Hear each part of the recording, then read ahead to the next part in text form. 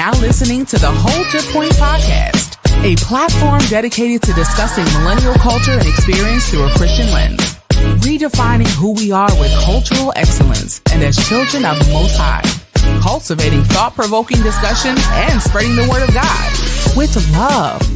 Hold your point. Good morning, good afternoon, good evening, peace to the planet. This is the Hold Your Point podcast. We are the Hold Your Point podcast crew. My name is Cesar Fortunato, man. You know, I got the fellas in the house with me. I got Michael Joseph, Lee Strauss, DJ, DTH. What's going on, fellas? Yo, what's happening, y'all? What's going on, y'all? It is, y'all. Another day, another dollar. Yes, breathing sir. this good air. All is well in the brothers. On God's green earth. Another topic, tantalizing topic for y'all. It's going to be a good episode. We all in black tonight? Most of them? Oh, Most of Yeah. it. A little. You know, Black guy. Yeah, man. They're Black close. History Month. Black History Yeah, Month. man. Can't What's play up? that. February 2nd. Happy Black History Month, everybody. Hey, Happy Black History Month. There we go. Yeah. On purpose, we blacked out. And it goes so eloquently with the topic that we want to talk about this evening, as the fellas is all blacked out, ready for war for about what we're talking about. And the topic is it cheaper to keep her?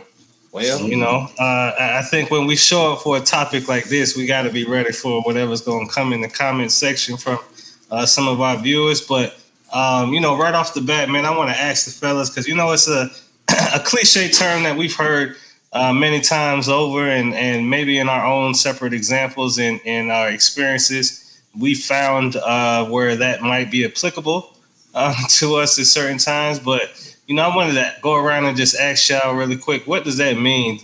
Is it cheaper to keep her? Like, somebody break it down for me. Like, what does that mean to a young black man? I'm a remix the question real quick. What's more valuable to you, your peace or your pockets? I mean, there's so many ways that you can flip it upside down. I honestly think that it poses a question in your mindset. Like, yo, is it cheaper to keep her? Like, it's really one of those things where it just gets your muscles going. Just like where a man sits and think. Because I think a man's power is the ability to think and thought, right? So is it cheaper to keep it can mean a multitude of different things, you know? So that's my thought on it.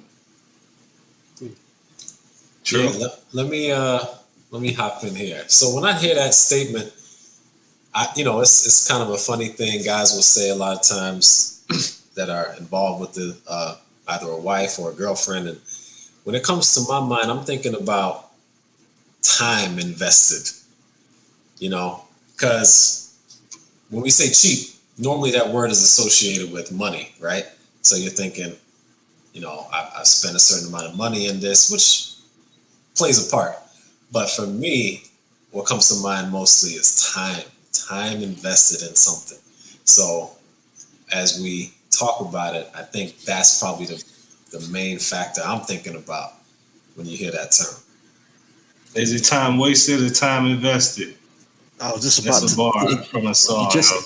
Well, no, it leads right into just what I was about to say. I mean, I was just about to chime in here. I think the phrase kind of leads into, you know, the investment factor of when you, like, a man kind of goes into a relationship sometimes. And that's the perspective I'll take it.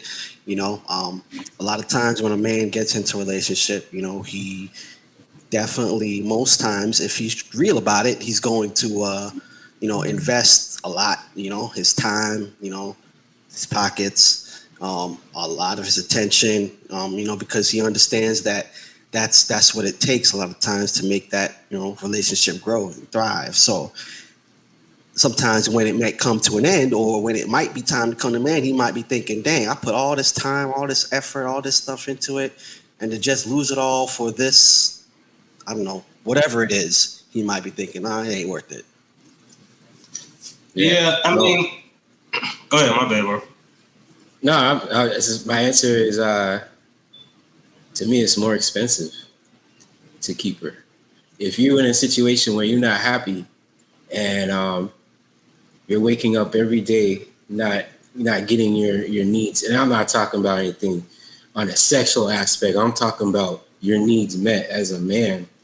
You know, you can't function, bro. You can't execute. You cannot do the things that you need to do as a man if you're unhappy, and you constantly have a situation where you wake up every day by day and not being able to accomplish the goals because you have other problems that you are tackling within your own personal relationship with your significant other. You know what I'm saying? I got a question in regards to the good brother Michael Joseph. That's right. I know we kind of talked about we talked about happiness, right? Oh yes. And you know, happiness can sometimes be, you know, fickle, where it's here today, gone tomorrow. I mean, you know, it might pop back up next month.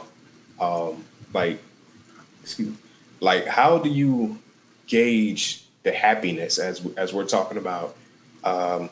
You know, is it cheaper to keep her? Like, perhaps we may not be thinking about the long like the long term investment of things, right? Cheaper to keep her, right? So sometimes you make an investment right now, like with me, for example, I bought an LA Fitness membership for 2 years. People thought I was stupid because of the amount of money that I spent for it. But I was like, nah, I did the math on it. It makes sense in the long run, right? It may hit my pockets right now, but in, you know, upcoming years, it's going to make sense to keep it. So in the long form, I'm asking, like, how do you gauge where, like I said, a man duty is to think? How do you gauge, like, this is no longer going to work? Like, how do you gauge, like, this ain't it? Well, it's the thing is, I think that we're kind of, disrespecting the whole relationship thing, because we're looking at it as like an investment. So when you think of an investment, you're putting something in hopes of return to gain more than what you put in, right? Mm-hmm. So that money is money, and time investment in a relationship is different from money. It's like you buying a piece of property.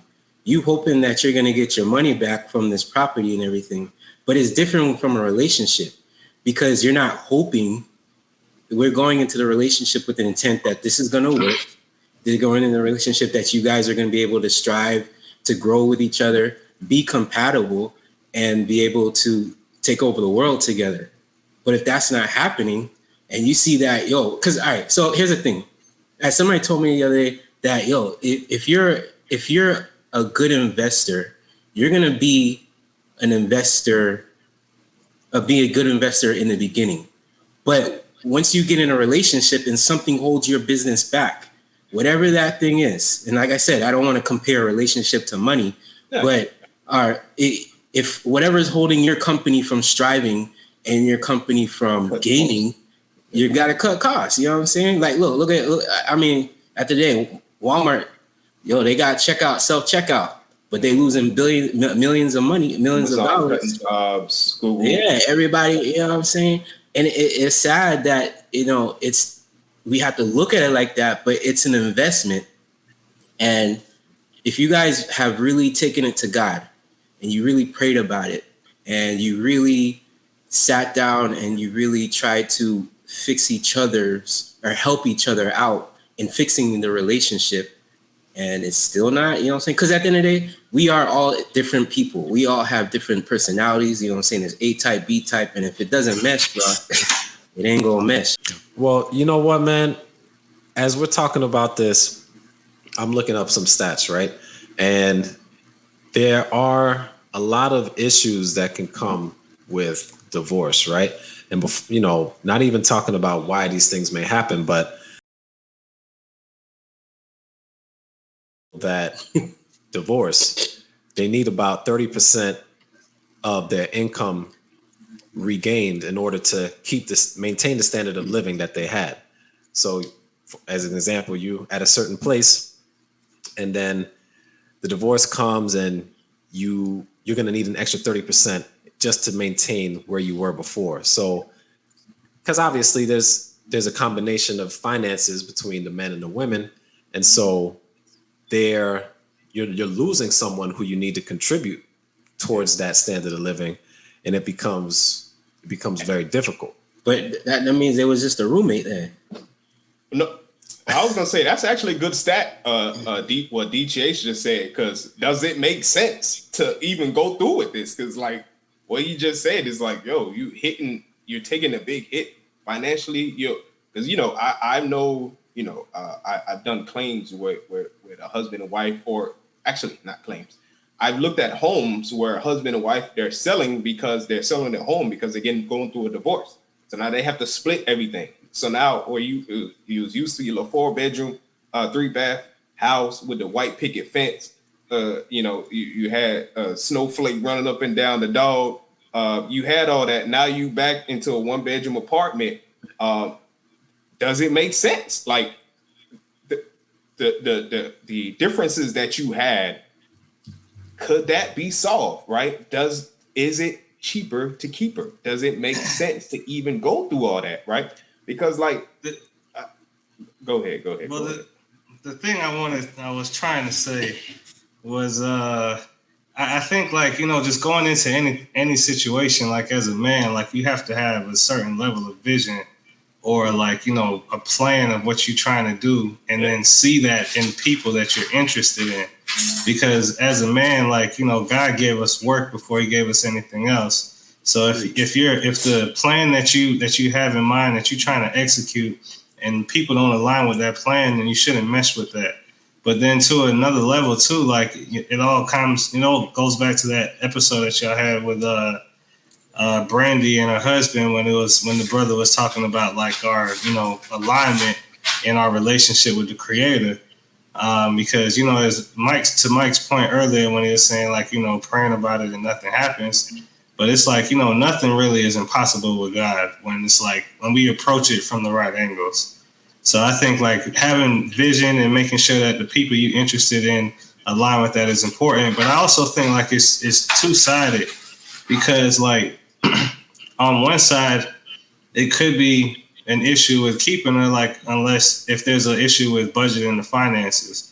If y'all ain't got a clear trajectory on how y'all saving money, how y'all spending money, how y'all moving forward in a financial state, and it's just always money going out the door, and that's not being heard, then that can be damaging to you as a man and as an individual as well, because now you attach to somebody who is not willing to make the changes when it comes to financial principles. So, vision is important. You bring up an incredible point, Fortunato, and that's one of the real struggles. I think sometimes that comes into marriage and comes into relationships and these things, and that's why it's so important and so tricky sometimes, because we could look at the scripture and we could look at what Jesus says, and if you look at Matthew 19:8-9, he said to them, "Because of the hardness of your hearts, Moses permitted you to divorce your wives. But from the beginning, it has not been this way. And I say to you, whoever divorces his wife, except for immorality,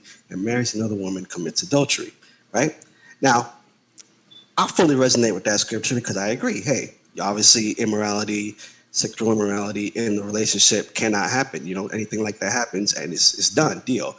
But then the points that you brought up, if a woman, if I get with a woman or I marry a woman who doesn't allow my vision, right? And doesn't, let's say she's an excessive spender that doesn't align with my vision, or is a detriment to me, is that an okay reason to divorce her? I mean, nope, not according to the word. You should have known that. What if y'all both get in the bag and it has nothing to do with money, but you just found out that you're not happy for whatever reason, maybe besides monetary? Well, I would say according to the word. I would say according to word, no, you would have to work it out some way, or you would commit adultery. But you guys didn't make it to you didn't make it to the altar yet, right? But you guys,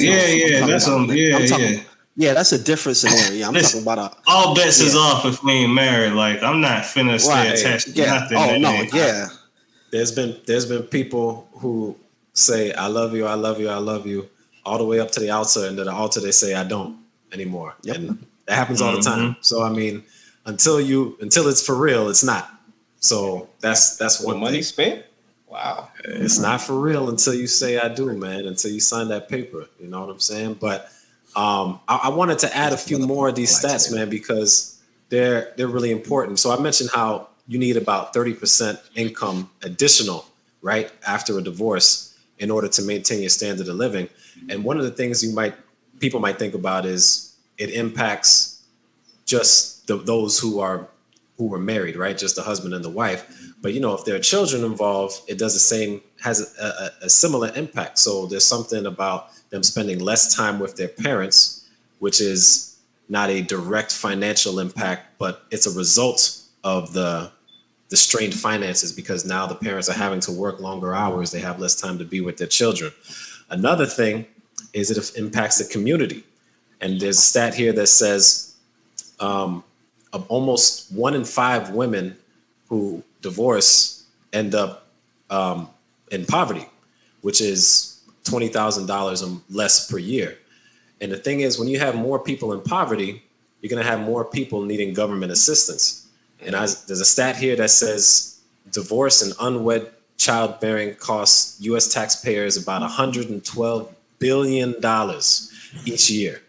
So not only is there an impact just within that unit of folks who are married, but it impacts the community. And that's something that everybody has to pay for when you think about it. So when you say cheaper to keep her, these are things to think about. Now, on the flip side, Now, on the flip side, I think Mike Joseph is bringing up a good point that what is the value of the relationship that it's bringing to you? Because if on one hand, I mentioned all of these stats where, okay, there's a financial impact even on the community, right? But then on the other hand, if you yourself are miserable or in a place where you're not able to contribute to the relationship as you should, is that more of a cost, right?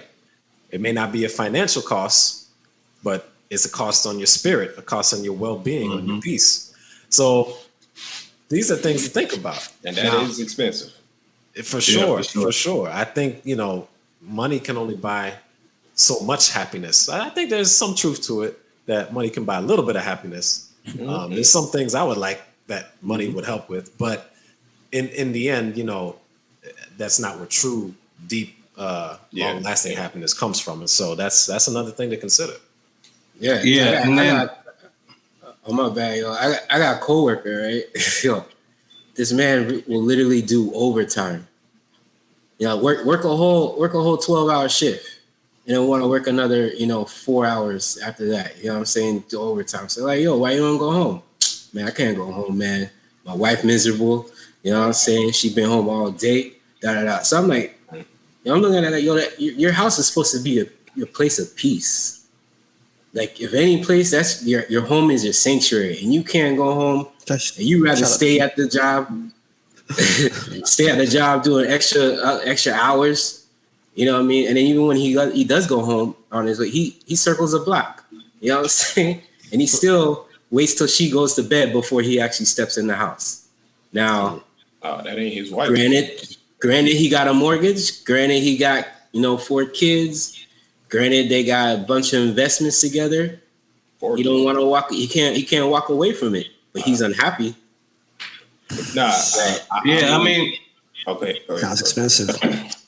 Go ahead. I was just gonna say, like, I just to tackle it, I guess from the flip side. I mean, I think in many cases, right? Like, I think it's cheaper to keep her. Like, not to sound cliche or anything, but because, like, if we looking at like a real invested relationship, when we talking about marriage and children and assets and having things and building and just years invested and stuff like that, like, whatever it is, like, what I'm saying, as long as we still willing to wake up to each other in the same house, we gonna figure it out. Because outside of that, so I think somebody else said it, like, we done put in so much time, especially like if you hold on to me to the point now that I got gray hair and my hairline ain't the same way, oh no, we gonna figure this thing out. You done got the best of my years, you ain't feeling the best of my but I mean, like, and especially with kids too, like, as brothers can attest everywhere, like if it is at all possible, live peaceably amongst your baby moms and your wives. I know that's not how the scripture goes, but because it'll get expensive real quick. Well, hey, my bad. Go ahead, DJ. And I'll say this, man, and I'm not gonna be long, DTH, but there's a lot of brothers, older brothers, who have made this calculated decision that it is cheaper to just go ahead and stay. Because I know a few of them where they're still married, but they ain't really married for real. Like they still, what I'm saying, maybe they'll still go shop. Okay, so they'll still have the same house and everything, but perhaps they in another room, passing each other in the kitchen, giving them the looks, and probably been living like that for years, bro. They roommates. Yeah, basically roommates that just never got a divorce, that just decided to go ahead, let's just stay in the house, we'll pay the bills, and we'll just live it out till God come. That sounds like a horrible existence, boy. I can't. There's no other way to put it. That's miserable. There's people out here living like that, man. Yeah. Listen, I think another aspect is, we talking about finances, but I think somebody brought it up. Also, another thing that gets affected is the kids in this situation, because at the end of the day, if daddy's not there, there's a lot of things that mommy can do, and shout out to the moms out there, you know what I'm saying? But there's some things that they can't teach a young child, whether that's girl or boy. And if you're evaluating the situation, now granted, you know what I mean? I know for a fact that you can still raise a child outside the household and still be there, like as much as you can, 100%. But it is a huge dent in that kid's mindset. You know what I'm saying? Yeah, I mean, more powers to the brothers that can do it. But I don't know. I couldn't not wake up seeing my kids every day. I go, but I shout out to the brothers that can. Do so. But I think it's a lot of different aspects to it, man. Because I think it really comes down to again, just going in and knowing who you're dealing with, because you got to be you can't just be quick to rush into things. You really should be feeling people out and testing the waters and getting into different circumstances. I'll say this because sometimes people change, right? Sometimes you test the waters and you make sure this person was a good fit, but you change, right? There's plenty of people who probably was a person of the world, and then they decided to give their life to God, right? And they was already married. Now you're married, and the other person's still trying to go to the club, still trying to do the things that you used to do. But, unbeknownst to you, God had a calling on your life. You had no idea, but it was a calling on your life. Now God has turned you into another direction, and now, you have somebody who you're no longer equally yoked with, right? What is a person to do in a situation like that? But that's what we were just talking about, though, is knowing your vision, knowing the purpose, knowing the plan, knowing what it is that you need to be doing for real before you start getting serious about long-term invested relationships. That's what a lot of people fail to do. And it sounds easier said than done, but a lot of times we just move around with lustful eyes. The opportunity comes up and we think we're ready for it, and we don't even have our ducks in a row yet. How many brothers is staying with their baby moms or staying with their girlfriends, grandmas, or you know what I'm saying? And they got kids already and tripping. Yeah, no, and even to that point, to DJ's example, let's say this person did, come to Christ and all that. In that moment, they must not have been listening to God, because the Bible talks about in Mark 10, verse 9, whatever God has joined together, let no man separate. So if God is going to put you together, he's going to put you with someone who fits your vision. Like Fortunato said, he's going to put you with someone who's going to lead you on his path, lead you on his way.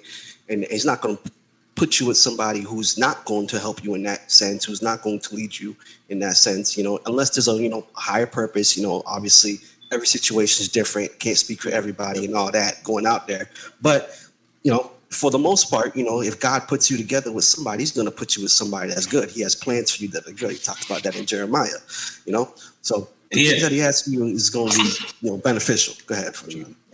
Well, just to jump back in real quick is like, because this verse keeps coming back to me like this whole week is like, seek ye first the kingdom of heaven and everything else will be added to you.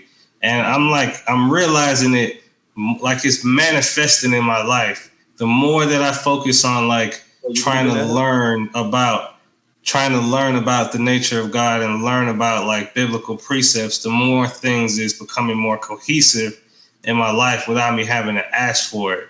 And I think it's the same thing with our relationships. Like if we seek first the kingdom of heaven, the person that he brings into our life, I tell people all the time, I tell people all the time, man, my wife is something that was God knew what I needed when I didn't know what I needed myself. And it's the older I got, the more it's man, God knew this is exactly the person that I was going to need when I was out here running around, not knowing what I was, you know what I'm saying? In the knucklehead. He gave me exactly what I needed for the long haul. Facts. There's I don't know how much people in this world. How much people? There's a lot of people in this world, and you found something like that. Shout out to your person, and all the married men out there. You found that one person that can literally alternate you in your life. Let him finish. Wait. No. Just to that point, though, I fervently in my heart believe, she's the one God's giving me. Talking about soulmates. Yeah, exactly. Okay, good. Yeah. Okay, because I was trying to get there without you getting in trouble. I got you. Yeah. I feel okay. No, you found your soulmate. You know what I'm saying? So let's be real. Let's keep it a buck. But it's not. Here's the thing. Go ahead. No, here's the thing. A lot of times we go into things and we look, like you said, with lustful eyes. So therefore, yes, you're seeking the kingdom first, seeking him first, but sometimes we make the mistake and don't. And therefore that's what we call that. Now what I call that is young love, because you need to go through situations in order to know what you really want and what you're looking for. You see what I'm saying? Yeah. And therefore, now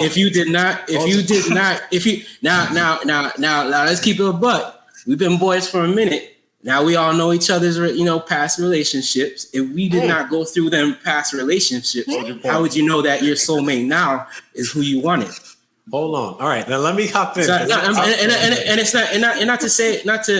not to say anything bad. It's just that there's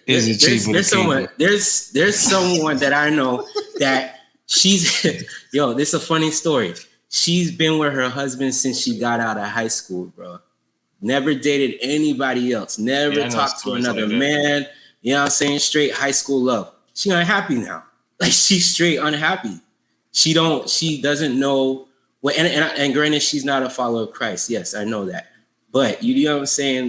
There's a lot of people who are listening that are not, but they need to follow Christ first. But so I have. Go ahead. Sorry. So I have a couple of things to say, and especially on that piece was the main thing. But I wanted to bring up, Fortunato, you said a little while ago about seeking the kingdom first, and everything else should be added unto you. And I think that's a very salient point for everyone to keep in mind, because the Bible talks about being equally yoked.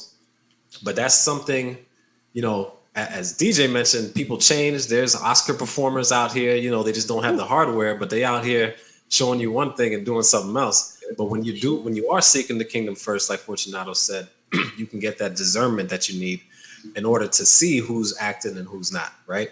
So that's a really important point.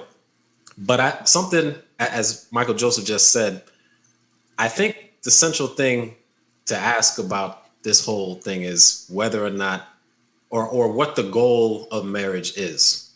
I think that's what people have to ask and come to an answer for. Now, it may be different for some people, but I do believe with marriage being instituted by God, there is one right answer, right?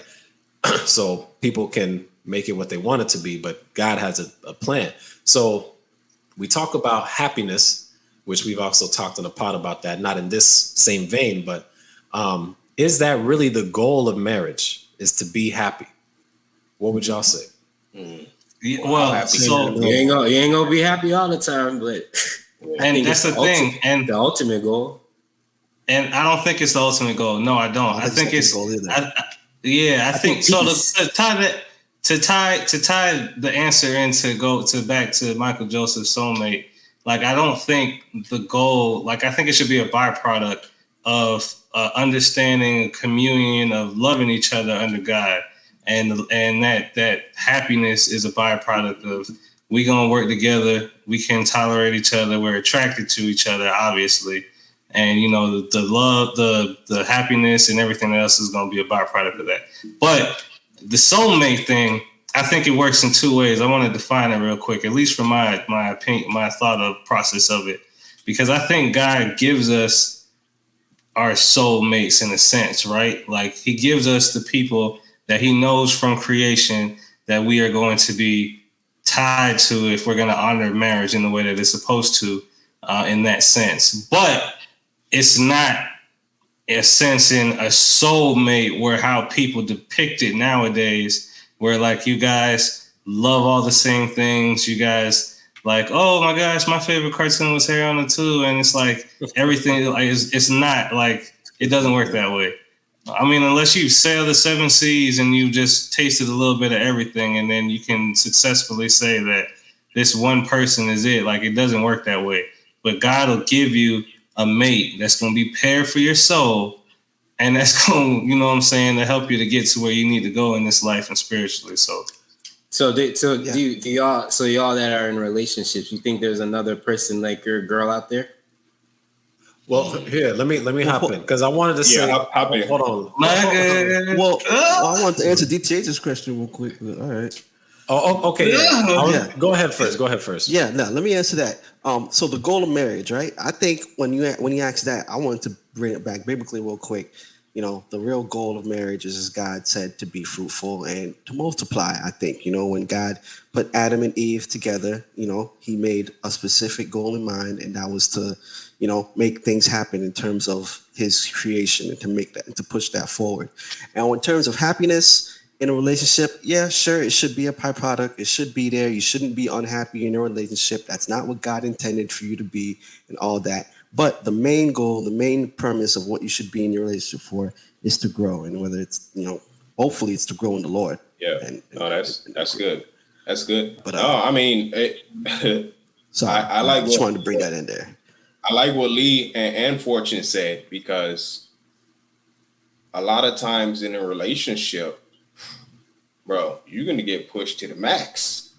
So you have to grow. Like, in the areas where you are weak, it's going to show up, right? We talked about this. I don't know if it was on a podcast or off the podcast, them days where you just looking at the door, right? When Steve Harvey said that you in the car, you're just looking at the door. Like, bro, you going to have some of them days. You're going to have some of them nights, man. But it's those that is able to withstand that and stay in there, man. You're going to be molded, man. You're going to be shaped like a diamond. Those weak points that you have when you stepped into that relationship, now all of a sudden you're strong, right? Now you can be looked at as a leader, as a person of value, as a person that can, we talked about this, as a person that can lead others, right? Because you was able to stick in there in the tough times, even when things like, even when there's a season where you're not happy, right? Because it's seasonal, right? And sometimes you ain't gonna be happy this season, right? Or sometimes you're gonna be annoyed this season. Sometimes you're gonna be angry, sad. You know what I'm saying? But it's being able to stick in those weak points. Go ahead, Lee. Yeah, no, and just to tie it real back in there, I mean, it really breaks it down. The man is supposed to be the rock in the relationship. That's how we kind of break it down a lot of times. And not to mean like he can't have emotions, he can't show, you know, things like that. But he's supposed to be the one that's mostly stable. and he's supposed to be the one that's stable, right? He's supposed to be the one that is supposed to hold it together when things are going hard, when things are going rough. It's likened how Christ onto the church. Christ is the one who Christ loves the church unconditionally. And well, we could talk about that, but there's definitely a stance, and just to encourage a lot of the brothers out there. Obviously I'm not married and all that yet, but to stand strong and to stay firm, because that's really where your woman will respect you. I think that's really where she's gonna see, okay, well, this is the real man in my life. This is the man that's going, hold it together. He's not falling apart when things are going rough, and I can lean on him. And when you know that she's leaning on you, it makes you stronger. You know what I'm saying? So that's just a little piece. So let me ask y'all something. Let me ask y'all something real quick. If there is, when is it okay to walk away? Well, that's why I was gonna say too. Like, that's why it's important for us to look at because it's not like a perfect world. Go ahead, bro. I know. Well, no, I was just saying, like, that's why it's important for us, like, as men or as young men or whatever, to look at relationships also transactionally, because it's like the person you interested in got to, like, be able to do the things you can't do, whether it's physically, emotionally, like, from a knowledge standpoint, whatever, like, to keep you balanced. Like, look for someone who's like, okay, like, you compliment me. Like, that's where you, like, where old folks are like, oh, y'all compliment each other well. Like, it's not just like based on like looks. It's like how y'all support each other, how y'all move as a unit. Because, that's all life is about, is finding somebody that you can do it with and like survive with, put up with, y'all can multiply with, and multiply in different areas. And it's like, it's not going to be perfect. We're all shaped in iniquity, you know what I'm saying? But I think if we go into it, first of all, seeking God first and making that our first focal point, then whoever comes in is not going, they're going to test us like DJ said, but it's not going to be for us to walk away. It's going to prune us to make us stronger. I will say this, and then DTH, I'm gonna let you go, bro. I'll say this. I know Lee read the scripture, and I know what Mike is talking about with as far as like, when is enough enough? Like, when do you step off? One of the things that really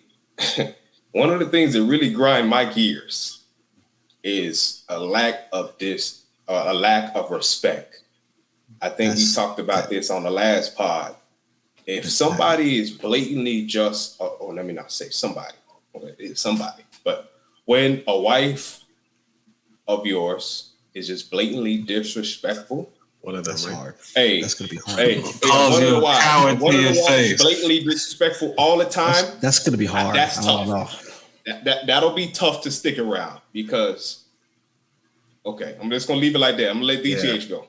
Yeah, so I was gonna just respond to the question I put forth earlier about the purpose of marriage, right? Which I think everyone hit on and nailed it on the head, so I won't stay long. But the words that come to mind are duty and responsibility.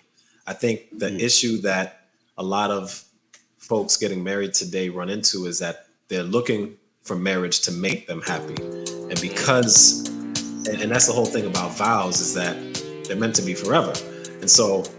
But you're not going to be happy all the time. You're not going to be happy forever. There will be times you get sad, and if people feel that way, then they think the marriage needs to be thrown away. So I think if people shift their mindset to where they understand it's about duty and responsibility rather than seeking happiness, they'll have better outcomes, and we'll see, fewer divorces, a lower divorce rate.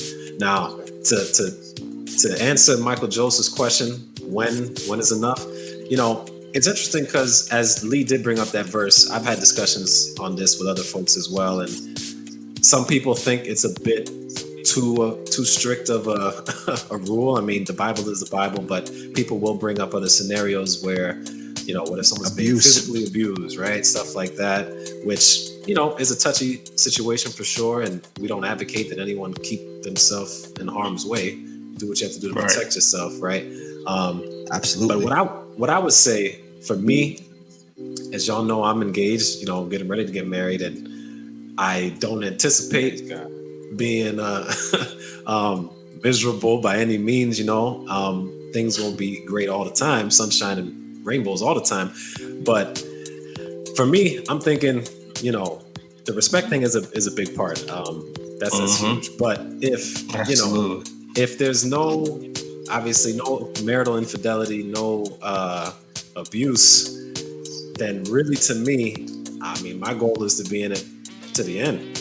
That's just how my approach is, and that's regardless of my happiness, because I honestly don't believe it's about my happiness after a certain point. Even it's even easier to say that when kids are involved, but even if kids are not involved, I think it's not about my happiness. I said that I was going to do the responsibility, so that's where I'd come from with it. Is it cheaper to keep her? Man, yesterday's prices, not today's prices. So think about that. I don't know. Rent going up, eggs expensive. Well, I heard, and just to kind of wrap it up, man, like I heard a brother or a sister once say actually that, and when we looking at marriage, I guess from a Christian aspect, like sometimes we have to approach it knowing that our relationship, our commitment to God is sometimes stronger than our commitment to each other. So, when you get up there and you make that promise in front of God that you're going to do this for life, and you know what I'm saying, and y'all hold each other accountable, and y'all do that under God, like a lot of times when they getting on your nerves, you just remind yourself that, as a child of God, like I committed to stand in this and make it work. So as long as it's not detrimental to, like we've said, to your health, your safety, everything else, I believe, especially from a man, we should be able to work out. But it's been a little bit about. Go ahead, bro. And I'll always, and I'll say this: I can't find my book, man, but I've been reading these monk books, pretty heavy, man. But one thing that I would always say to myself, like, it won't always be like this, So whatever situation that you may be in, that's a song actually too. Sooner or later it's gonna get better, man. So like whatever you in, man, just know like there's gonna be another side to this. So even when you happy, just know like, all right, let me enjoy this, because I don't know what next week's gonna be like. I don't know what next month gonna be like, man. So just always got to keep that in mind, man. You just got to be even kill, man. Even kill. And the word says too, if you can, it is better to be unmarried, as a man. But as we go through, we burn with desire, and it's hard. But if you can stick it out and stay focused on your work as a man and build, more power to you. No woman, no cry. So this has been another hour with the Hold Your Point podcast. We are the Hold Your Point podcast crew. Until next time, man, make sure you like, subscribe. Check us out on Spotify, Facebook, Apple, all of that good stuff. Tell a friend and tell a friend. And till next time, we out of here.